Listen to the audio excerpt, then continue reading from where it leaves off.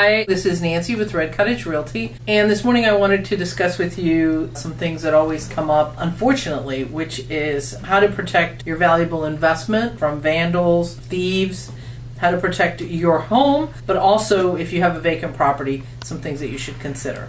So I just want to give you 8 or 9 tips that have helped me in the past when I've had vacant properties, and some things that I actually use at my own home to protect my property. First of all, of course, deterrence. You want to make it as hard as possible for thieves or vandals to damage your property. If you can do something to make them believe that the house is occupied, that will definitely help you. Make sure that you watch your home because they're watching your home. Number 2, make sure that you change the lock because you don't know how many keys are out there, that they possibly have given out. So make sure you always change your locks, rekey whenever you're nervous about anything that might be happening. Even at your own home, you might have had a guest who was a friend of somebody's and you didn't really know him that well. Err on the side of caution, rekey your home. It's not that expensive considering the damage that could be done if somebody was to break into your house. Number 3, very important, get to know your neighbors. Very, very important. Let them know what you're planning to do with the renovation, if that's what you're doing. Introduce yourself to them, exchange numbers with them. If you're moving into your own home, of course, it's very important to get to know your neighbors, that you can be a good neighborhood watch for each other. Remember, good relationships will allow you to have your eyes and ears on your property when you are not there, and you do that for them in exchange. So have good relationships with your neighbors. Number 4, if it's a vacant property, investment property, make sure that your house is still secure after you've already changed the locks. Number 5, make sure that you do your yard maintenance on your investment property and also on your personal home. Make sure that it looks like someone lives there. Cut the grass, clean the yard, make sure that your trees are trimmed, that shrubs that block the view of your house are trimmed back so that you're not providing a place for thieves to hide and not be detected. Keep the mailbox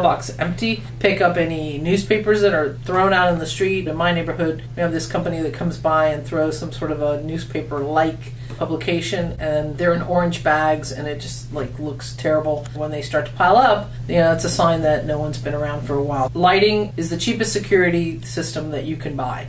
So make sure that you light up your house. I recommend motion detectors so that when somebody walks by, it lights up. This will startle them and make them uncomfortable, and they normally will move on because they don't want to be in the spotlight. They prefer dark, shady places. Also, you want to consider lights that are in your home. Put them on timers. There's a new product out. It's a light bulb. You can plug it into a regular standard lamp. It records the usage of your lights. It is smart and starts to replicate your pattern at night, gradually turning out the lights downstairs, for example, and as you may move upstairs to your bedroom, it starts to turn off your lights like you would when you normally would go to bed. They can also be set up to work on doorbell, so when the doorbell rings, the lights will automatically come on, which is pretty cool. So we have a lot of smart technology out there that you may want to investigate. In boarding up, say that you're buying a property that you are going to fix up. Obviously, the fact that it's boarded up is definitely a sign that most people are not living there. You may want to consider plexiglass instead of wood to board up the windows and doors. Plexiglass also allows light to enter the house. It does not appear to be boarded up. That is always a good thing.